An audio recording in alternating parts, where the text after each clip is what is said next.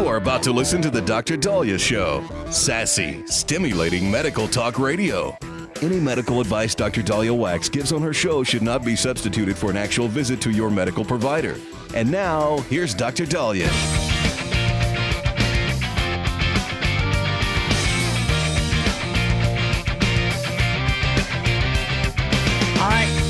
We are back on Dr. Dahlia Show. Thank you all for tuning in. 1-877 Dr. Dahlia, 1-877-DOC-DALI. So many of us are involved in like a Secret Santa or a white elephant, and some of you have kind of asked what the difference is. They're both really, really cool. I think white elephant is really, really fun, but it's a blood sport. I mean, it is not for the meek. And so before you do a white elephant, you want to maybe get into shape and you want to be prepared for some drama. So, for those of us that have a lot of friends or family, or we go to parties and there's a lot of, in my close family, I mean, I give everybody gifts and I'm just because they're little babies, but in terms of, in terms of like, if you have, a big family, an extended family, et cetera, there's a lot of different things you could do so you don't go broke, because it's really hard, you got the cousins, and you got the nieces and the nephews, and you got the, the neighbors or the coworkers. And so one thing that people could do is at the Christmas party or at the event, they assign somebody like Secret Santa, where you pick a name. Nobody knows that you got that name except you, and you buy a gift for that person. You get to know who that person is. Or it could be an anonymous Secret Santa where everybody just brings a gift and then everybody gets to pick one. But the Secret Santa allows everybody to come home with something, everybody to get a gift. And it only requires you having to spend the money for one gift. And, in the workplace or whatever, you could come up with, some rules. All right, guys, so we don't have somebody showing off with Golden Knights tickets. Let's do the limit $100 or $50 or $25. But it has to be a really good, really cool gift. And then you could let them know that you're their Secret Santa, or if you think that the gift stinks, don't tell them. So Secret Santa is good, but it's a little boring. Because white elephant, you can make it a thing.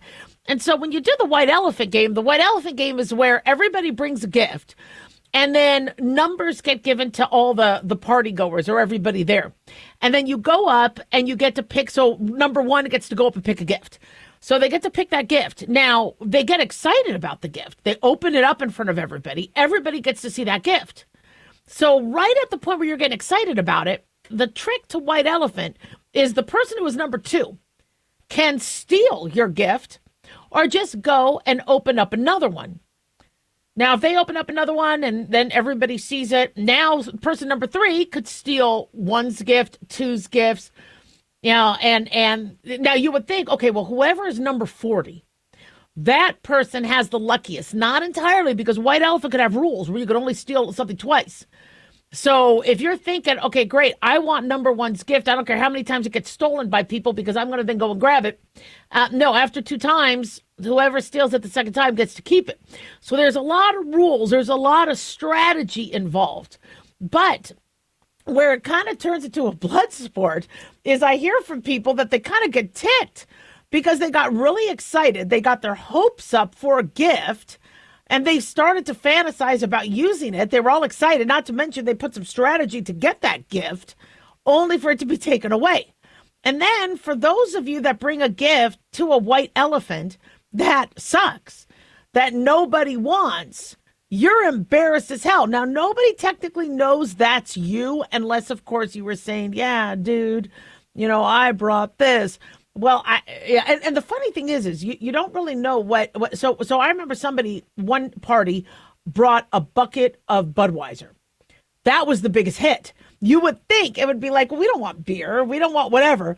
But the fact that it was like a party bucket, because they were thinking, well, we got Super Bowl, we got, New Year, whatever, or we got New Year's coming, whatever. It was like, yeah. So sometimes you just don't know. So you got to also do research on who's going to be in the room.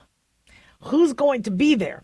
So if you have people that really aren't into alcohol might not be the best secret white elephant gift, but you come up with something really, really cool, and then if nobody wants it and nobody's trading it, and also what's really difficult to see is, let's say number 15 got your gift and they're holding it.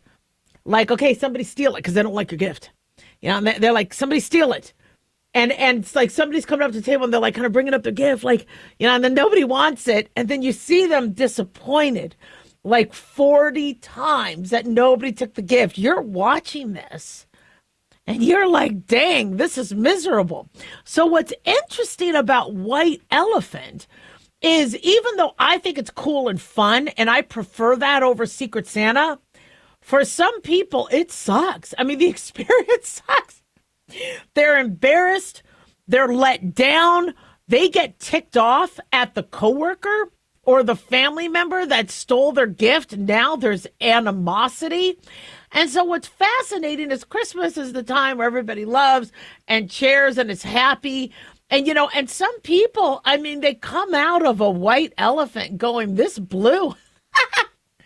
And so, which to me, I think is kind of fun. But, if you're trying to hope that everybody, now, if you are in charge of all the gifts, if you're the one that buys all the gifts, then you can ensure that everybody gets something they're going to like. But if you do a white elephant, well, everybody brings something to the party, wrap it up, and then we're going to white elephant it. That's great in terms of diversity and having, different ideas and a variety of things. But you could then run the risk of somebody really being disappointed. And so, so I don't know, with Christmas party time, I mean, I've thrown some Christmas parties in my time and Hanukkah parties, and I need to start doing it again. I got to wait because Snort is not potty trained. I love her previous owner, but apparently she never learned to pee outside. Like I take her for like an hour-long walk. She doesn't pee on the walk, but she comes home and pees. So I'm just not ready to have anybody slip in the pee and sue me, for breaking the hip. But, eventually, what I would probably do is, for those of you thinking about doing the white elephant, make sure there's, some, maybe come up with some rules, no gag gift, because people walk out with something that, they're like, I really can't use this. But it's funny, though. It's fun. Blood sport, but more exciting than Secret Santa. 1-877 Doc Dolly. Don't go away. He wears a red velvet suit and black leather boots, ready to chase away everyone's blues. With rosy cheeks, he loves the cold. Long white beard, he never looks old. So welcome with a Dr. Dahlia here. Are you tired, burned out, gaining weight, succumbing to the daily pressures of life? Well, how's your dopamine doing? How you feel right now, how you'll feel an hour from now, and how you'll feel next week is completely reliant on your dopamine. Our daily motivation and willingness to push through challenges depends on the intricate chemical process dopamine provides. Christian Kalikas and I created Deploying Dopamine, a book that tells you what dopamine is, when it dysfunctions, and how to successfully deploy it when needed. Find Deploying Dopamine on Amazon today. Check it out. Lisa Wolf here to tell you about our newest website for old-time radio lovers. It's 100radioshows.com. At this site, there are 5 old-time radio shows waiting for you to download free as our gift to you. And be sure to browse the additional 700 old-time radio shows available to you for 70% off by using the promo code RADIO at checkout. This is a limited-time offer, so log on to 100radioshows.com. That's 100radioshows.com. Have you ever thought you'd like to buy and sell houses but didn't know how or where to get the money? My name is Ron LeGrand, and over the past 40 years, I've bought over 3,000 houses without using my money or credit and taught thousands to do the same. Today, even in a virtual environment, we buy nice houses in nice neighborhoods using no banks, realtors, contractors, or other costly entanglements, and build huge cash flow and wealth without the hassle of tenants, all without credit and little or no money. You don't need a license or experience, and I'll show you exactly how it's done. Text FREE to 99799, and I'll send you my free training. I promise you I'll change the way you think about real estate and open the door to a new lifestyle that doesn't involve risk or rehabs and can quickly replace your current income. Text FREE to 99799, and let me show you how to take your life back and build cash flow and wealth from your home. That's FREE to 99799. Again, FREE to 99799.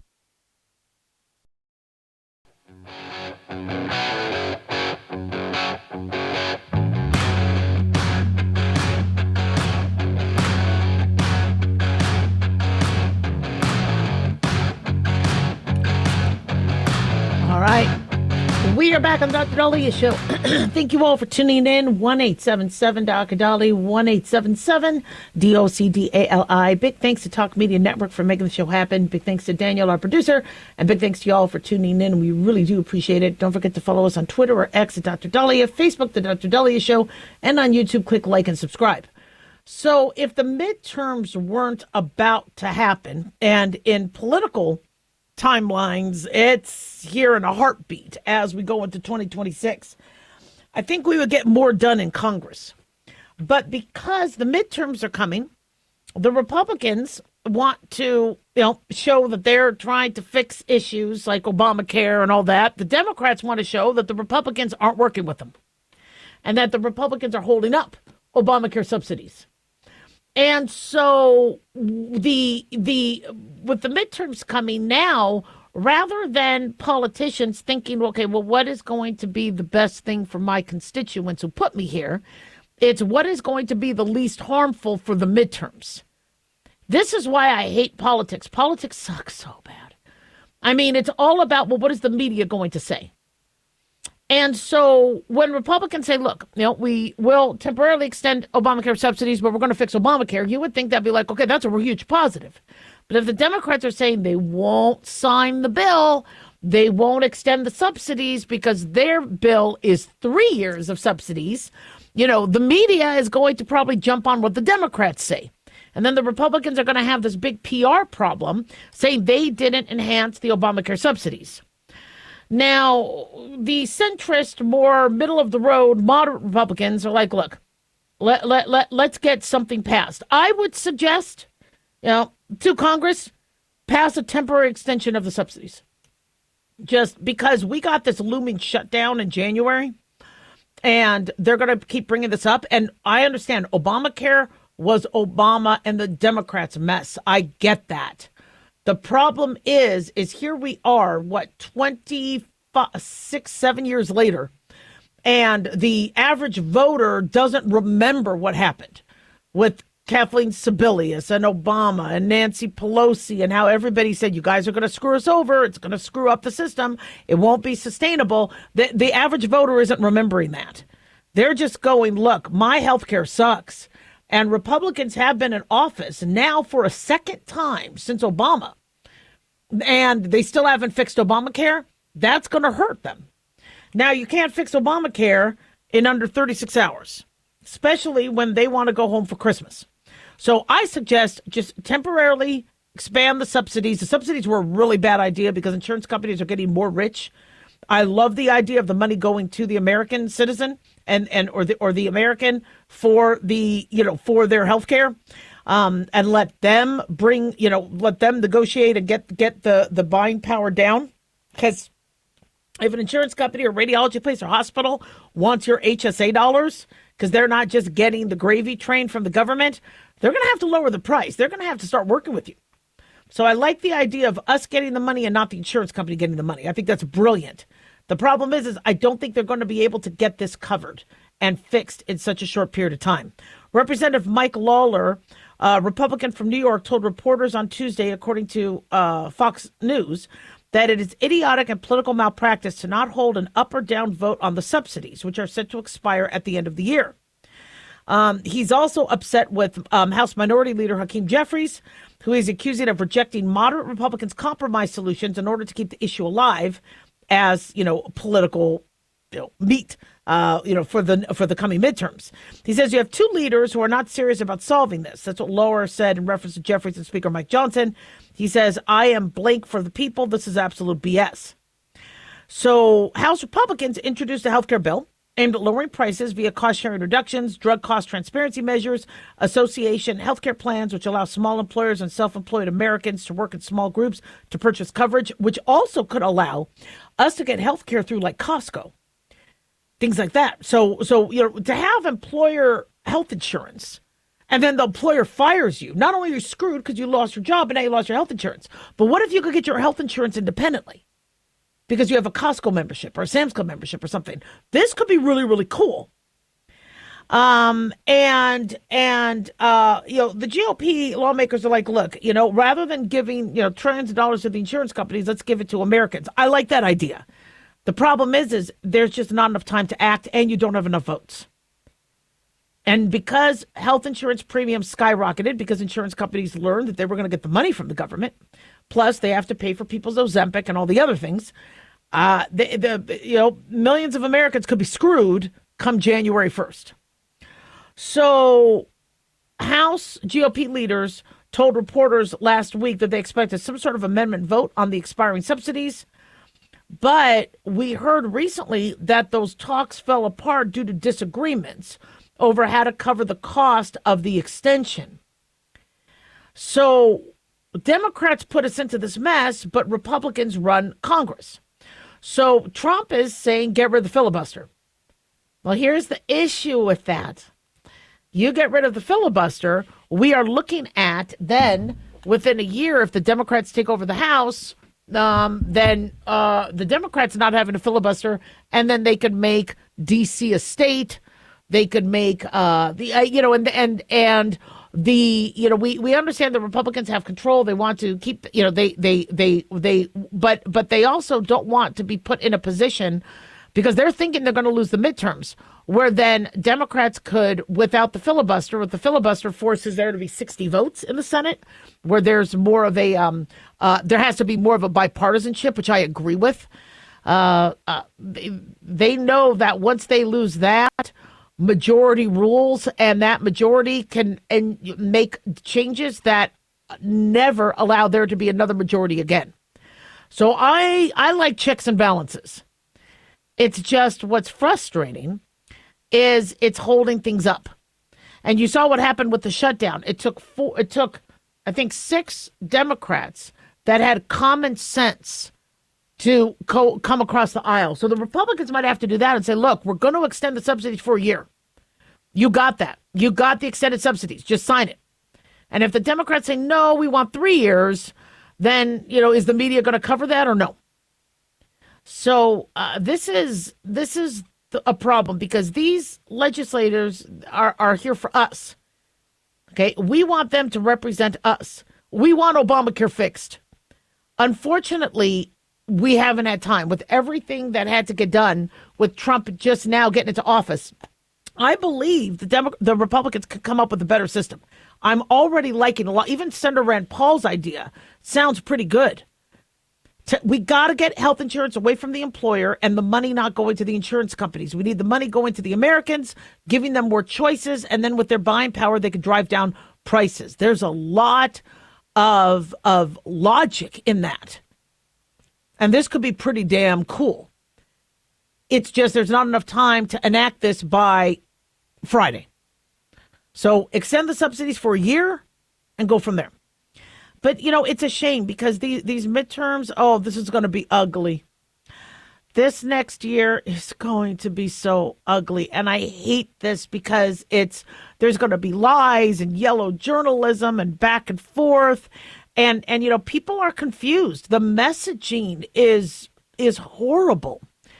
I'm hearing from one messaging that we got rid of sex offenders and rapists and Tren de Aragua. And I'm hearing on one end that we got, we got criminals that snuck into this country that could have been planning some bad things. Well done. And then you're hearing from another news source that they're taking abuelas, little grandmothers, and putting them in prison for months who were here legally. And you're like, what's true? What's not? And we're at the point now where people don't even know what to believe. This is why I really want a news outlet and a news source where you could just give me the news and I'll make my own opinion. But, the manipulation of what is being said and it's not cool. And people are going to be making a decision. And, everybody says this next election is the most important. This next election is the most important. They keep getting more important because we allow them to be. We have one side that wants to pack the court and ensure that and continue redistricting and gerrymandering like they originally started so that the Republicans never get control. We have the other side where, well, look, we want to do this. We don't want to do this. We don't want to do this. We have to do this. And they're playing defense, to media. And they've been saying repeal and replace For years, they never got that done. And I get the way the bill was created is it could implode if you cut the red wire. I get that. It was a crappy but very sneaky bill. But the Republicans are going to have a major image issue. Yes, gas prices are down. Border is secure. Absolutely. Economy is better. But if people are losing their jobs due to AI, if they still can't afford a house, if they can't afford their crappy insurance, they're not going to think it was the Democrats. 1-877 Doc Dolly.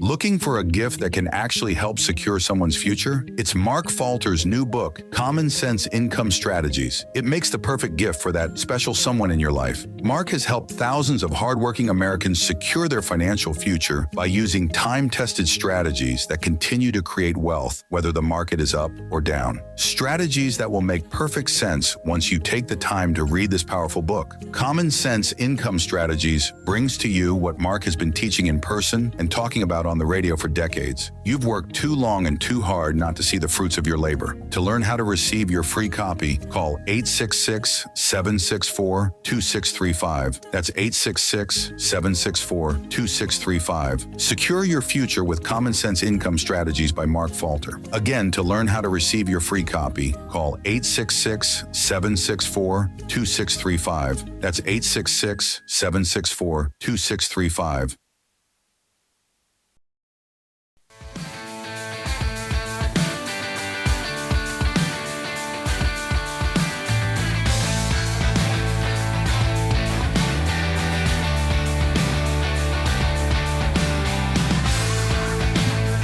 All right. We are back on the Dr. Dolly Show. Thank you all for tuning in. 1-877 Dr. Dolly, 1-877-DOCDALI. Big thanks to Talk Media Network for making the show happen. Big thanks to Daniel, our producer, and big thanks to you all for tuning in. We really do appreciate it. Don't forget to follow us on Twitter or X at Dr. Dahlia, Facebook, The Dr. Dahlia Show, and on YouTube. Click like and subscribe. So I remember, years ago when I identified that I was a workaholic. And I remember telling my friends that thank God I don't do drugs or alcohol because I would then I could see that addictive personality. I don't do drugs, I don't do alcohol, but I'm addicted to work. Now, when people have an addiction, yes, they can become addicted to a variety of things, or they could become addicted to a video game or, and then just that video game, or they could be addicted to online shopping.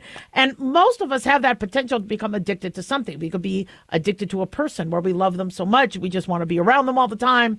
When it starts to interfere with your life, when it starts to look creepy, when you lose all your money because you're shopping all the time, or you're gambling all the time, it's a problem. And addictive personalities can be very, very destructive.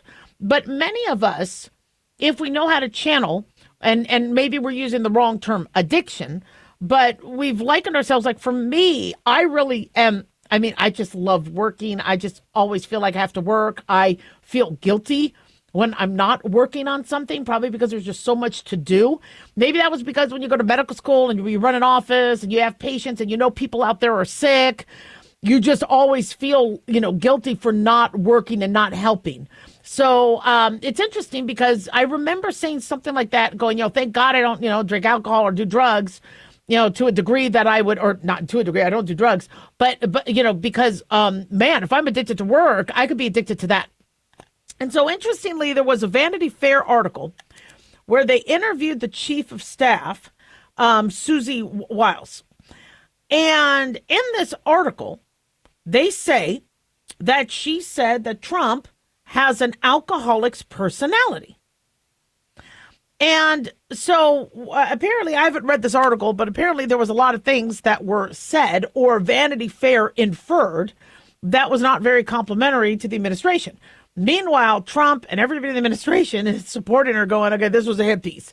They misconstrued things she said. And I got to tell you, with BBC, now being sued, for $10 billion because of what they did to allegedly to, Trump's January 6th speech, you would think these other news outlets would be a little bit more careful. But then people have asked, what is an alcoholic's personality? So as a physician, if somebody has a personality that identifies them as an alcoholic, they're very withdrawn. They don't like to be out in public that much because they want to hide their addiction. So they're very withdrawn. They start to avoid certain social situations because once their addiction takes hold and they do things and they don't feel they have that control, they don't want to make mistakes, make regrets. So a true alcoholic's personality starts to withdraw. You don't really see them, as much. They will, try to skirt responsibilities. They won't really be doing their job because they feel like they're going to do it bad. And so they would rather not do the job than do the job poorly or get caught, drinking on the job or being inebriated. They may also engage in other sort of addictions or reckless behavior. They may try to fix one aspect to their alcoholism with drugs. So maybe I'll drink less if I smoke pot or if I use drugs or if I take sleeping pills and I sleep through the withdrawals. And so they may be very multiple medicated. They might be trying to self-medicate. They are craving. Somebody who has, shall we say, an alcoholic's personality, which is not really a medical term we use, or we use in the DSM, but if they have a personality that's prone to addictive potential, they may be craving and thinking about it. Like I had just described, if I'm not working and I think that there's sick people waiting that need to be helped, I'm thinking about that. And I'm like, I need to be okay with, it's okay. Some other doctor's going to help him. I don't have to. It's okay. Because I don't get paid a lot to see these patients, but I feel guilty. I want to actually start to feel a little nervous that I hadn't donated blood. It's good to donate blood, about 3 times a year. And I had already donated, and I'm like, I need to donate more. They need blood. And I felt guilty, not that I'm addicted to that, but you start to kind of feel guilty and you talk yourself into, well, I tried to donate blood and I was anemic. They go, we can't take any more blood, but thank you. It was just at one time and I was like, it's okay. It's okay. I got to tell myself it's okay. And I was fine. But somebody who has an alcoholic personality, if that's now a thing, they can't talk themselves out of it. They're like, no, I need to. But what a lot of people don't understand is if somebody is addicted to alcohol and is drinking alcohol and they're at that point, they're not doing it for funsies. They're not doing it to get a buzz. Alcohol withdrawal is so painful. It's also very dangerous. You could seize and die. That people are drinking to feel normal because they feel so bad. So when you kind of look at that, I'm like, okay, I don't see that as Trump. I don't. Yeah. And so Trump had backed up and defended Susie Wild saying, I don't drink alcohol, but I've said that, I could, if I ever did, I would have that personality, probably because he's a workaholic. That's how I look at it as he, when he does something, he goes all in. He's working on the weekends. He's working on holidays. he could have gotten his second term and said, you know what, I'm just going to go to Delaware. I'm just going to do my thing and let somebody auto pen, for me. No, he is, you just keep seeing him. So I would kind of disagree with that sort of representation because I don't see the withdrawal. I don't see the, I'm going to avoid doing tasks. I'm not, he's the opposite. Do I think he's a workaholic? Yeah, I do, because I recognize that in myself. But somebody could say, well, what Susie Wild is talking about is he's impulsive. He has mood swings. He has, but from what we understand, that's not what she meant. But interestingly, now everybody wants to be, a clinician and a psychiatrist and diagnose people that they know. And what I recommend is, one, get your doctor involved, get a medical provider involved if you think somebody is struggling, especially with alcohol or drugs. What happened with Rob Reiner's son, we're guessing that Rob Reiner and his wife were very worried about their son Nick, and that's why they took him to that party. They didn't want to leave him alone. They were probably thinking that he could hurt himself or something. I don't think they ever expected him to slit their throats and stab him multiple times. Allegedly, he's the primary suspect, innocent until proven guilty. But you have somebody in your family that you think needs help, and it's not easy telling them to get help, but you have to, because you got to protect yourself. You got to protect them. It's definitely not easy. And as we learn more about the medical, issues of Nick Reiner, I'm sure we'll talk more about that. But we need to be really, really careful throwing these terms, alcoholic personality and all that, to people that might not necessarily qualify. I know people who dislike Trump want to call him a narcissist, want to call him a fascist, want to call him, whatever. People that love Trump want to call him, the Messiah. We need to be really, really careful when we throw medical terms, because somebody who has alcoholism, if they say, well, if a family member is like, well, you know what, he doesn't look or act like Trump, so I think he's fine, you're going to completely miss the boat. And sadly, I had a good friend of mine who unfortunately, has two daughters and unfortunately struggled and died from alcohol poisoning to the liver, and it's a very serious disease, and it hit our family hard. It hit a lot of people hard, and seeing something like that being misrepresented, for political reasons, not cool. So you feel like you have somebody struggling, get a doctor or therapist involved right away, or AA is fantastic. 1-877-DOC-DOLLY. Don't go away.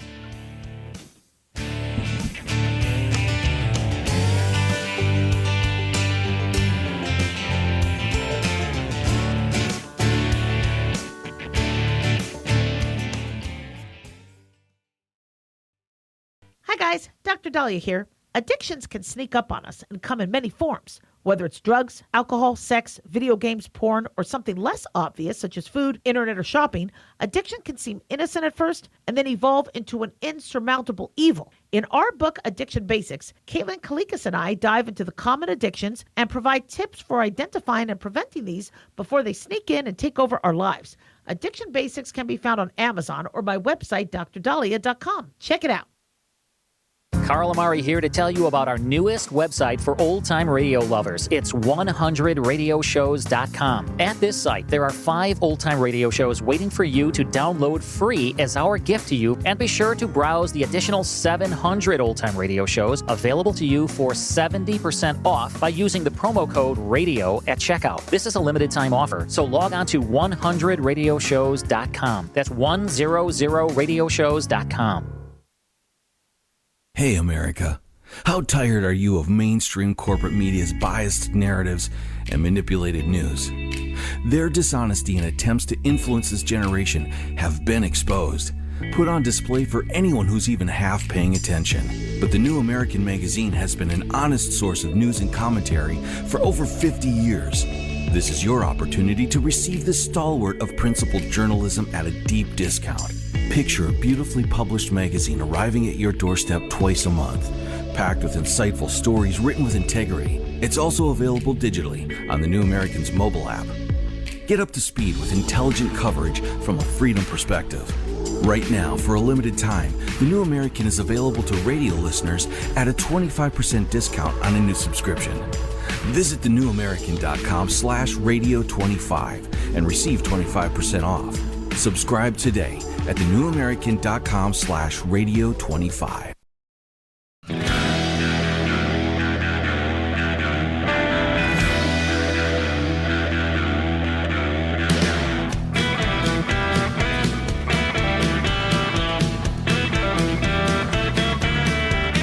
All right. We are back on the Dr. Dahlia Show. Thank you all for tuning in. 1-877-DOC-DOLLY, 1-877-DOCDALI. So some of us are panicking because we think we bought all the gifts. We're done. We went way over budget, and then, I forgot about that person. Oh, I always give something to that office. And you just keep spending, and you keep spending, and you keep spending. I love the holidays. I love it, but it's expensive. And I'm going to be really, really honest with you guys. I watch St. Jude's commercials. I'll be home for Christmas. And I love seeing the kids sing. And I watch Tunnel for Towers and Wounded Warrior commercials and all these commercials and Red Cross and Salvation Army. And I just want to help them all. And I start to feel guilty. I'm like, I can't do it. I'm so over budget. I want to help. I help as many charities as I can. We donate to Opportunity Village, Magical Forest. We do a tree. But when you start to add up, it's a lot. And you end up feeling, we're going to be talking about the holiday blues and upcoming shows, but you feel overwhelmed and you feel like I'm not going to be doing my Christmas or Hanukkah duties. Hanukkah's supposed to be 8 days, 8 gifts. I told my kids, 1 gift, it's a nice gift, and we're done. I can't be doing. So, when they were little, it was great. You could do Play-Doh for 1 gift. You could do, soap on a rope or whatever, a Matchbox car. You could, but the 8 gifts for 8 days is great. But, what I got my son, actually, my son is really into Star Wars, one of them. And so he really likes those lightsabers, the hilts, like there's Anakin, there's Count Dooku, there's whatever. And he's always wanted the Anakin one. And so I got him that. But I got it pre-Black Friday, so I got it cheaper. Now they're a lot more expensive because once it's Black Friday, everything goes up. But I got him, and sorry, but that was a couple $100. That's enough. That's it. I'll get them clothes shopping and things like that. But that's a lot of money for one kid. And then the other kid, we're still working on, and so. Because he's harder to buy for, because he's he wants clothes, but I'm like, I want to get you something else. But it's that's just the kids. What about hubby? There's just so many family, which is why we talked about White Elephant and Secret Santa. That helps. But when you have coworkers and what do you do? So we talked about Christmas gifts. We spent time talking about that. You really want to make sure that you're giving to your staff something that they've been kind of relying on and expecting. One thing I would also suggest to do with the staff is if they're watching Christmas Vacation, that movie from 1989 or 1990, I forget when it came out. And here's Chuck Griswold what was Griswold? I forget. It's Clark. Clark Griswold is expecting a Christmas bonus like he got last year, and he's using it to build a pool. Okay, those Christmas bonuses, the average person doesn't get thousands. I've never gotten a Christmas bonus. I don't think I've ever worked anywhere where I got a Christmas bonus. I've never gotten Christmas bonuses. Waiting tables, working at hospitals, I've just never gotten that. But when you have some people that look at that going, oh, wow, I heard there's a Christmas bonus. I'm going to be getting something good. That's, and if you're like, I don't have that money, I have no money to give to Christmas bonuses, consider giving a raise. Consider giving a raise because, one, that's going to be very well needed. Plus, that money now extends throughout the year. So you don't have to give it all at once. So consider at least that. But let's say you have to, let's say you like your doctor's office or you like their dentist's office and you want to bring something. One thing that I think is really awesome, because a big problem I have is where you give a gift and you see them take the gift and then they throw it on a table with tons of other gifts. They did that at Christmas Vacation too. And so these Christmas baskets of cookies and goodies are hundreds of dollars, but everybody's sending them. And so I want to give something that kind of counts a little bit, that somebody remembers. Now, I know that's not the reason to give a gift. You want to give a gift, but for it to be forgotten, now that kind of sucks. So what I like to sometimes do is bring a big basket. You could get a basket like a hobby store for like a couple bucks, throw a whole bunch of like maybe $2 to $5 gift cards, line it with some tissue paper or decorative filler. It could be gift cards to a donut shop or coffee house or something like that. You could also put like scented soaps, things like that, little medical trinkets, something that they could use, tools, hammers, nuts, bolts from a nearby hardware store, put little bows, things around hammers and things like that. I think a basket of tools could be a pretty damn cool gift. It's unique and everybody's already full with nuts and pound cake and fruit cake and all the other stuff. So they get to take something home. I like these, I've never really given a gift like an app or something like that too, but there's courses. Like, let's say you have somebody that really wants to learn Spanish or whatever. There's courses that they could do, and you're like, look, let me buy you this course. Yeah. And what I like about something like that is if it's something they've wanted, it lasts. They just don't forget about it December 17th. Now, how do you do a gift for under $20? So let's say a chef. Okay. Let's say you got a chef in the family or somebody who likes to cook. Get a cookbook, throw some spices in there, a cooking tool, put it in a bag or basket. You could do that for under $20 if it's a cheap cookbook, obviously. Or just some cooking utensils and spices. Put a bow, little, nutmeg, things like that. That could be pretty cool. If you go and you buy a spice gift set, that could be more expensive. But if you go and you do your own things, that's kind of, for the gardener. Get some packets of seeds, get a small bag of soil, put it in a pot, throw some decorative filler, wrap it in a bag or cellophane. You could do that for under $20. Let's say if you have somebody into their car, get some turtle wax, cloth, air freshener, right? Put it in like a little thing for their car. Could be pretty cool. Coffee drinkers, I brought that up. You got somebody who loves coffee, grab a couple mugs, get a fancy coffee bag, put sweets into the basket. That's going to last for a while. Somebody who likes tea, same thing. Really cool mug. Throw some different teas in there. Don't just do Lipton. Come up with something where it's kind of unique. So it looks like you put some thought into it. Put some honey in there. Can't go wrong with gift cards. Even if it's a $20 gift card. That's a lot. Books. If they're into books. Another thing is hot sauces. I did that for one of my kids. I got that because they're really into hot sauces, and that show where I keep forgetting the name, where you dip, where they interview people who have hot sauce and they're crying. So sometimes a variety of hot sauces work really well. A bottle of wine with some goblets or candles. Candles are really great. Everybody could always use it. Manicure, pedicure for the pet lover. You could get like a how-to book, some pet toys and treats. Now, I know people think, oh, God, well, that's just for the dog. But a lot of people, that's like a great gift because now they have something for the dog that they don't have to, because, I bought presents for the dogs and cats, and that really added to the budget.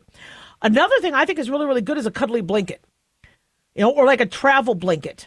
Travel pillows are apt, but a throw blanket, you could use that for anything. And so let's say you have, postal worker, sanitation team, security guard, things like that. You could get a stocking of goodies. Put sunscreen, treats, iPhone case. You could get a scarf. If you know their sports team, get them a hat. Some sports gear, cool car accessory, box of treats, things like that. Don't forget about your security guards or your sanitation team or your postal worker. It blows my mind in New York. I mean, people give thousands of dollars because you don't tip all the time when those individuals open the doors for you and all that. But at the end of the year, you give them a really nice gift. And I'm hearing, that's and they need that money. That kind of is part of their salary, their Christmas gift. But some of these people they kind of really, really deserve or expect a lot of money. So if you don't have a lot of money, you got to be creative. 1-877-Doc-Dolly. Don't go away.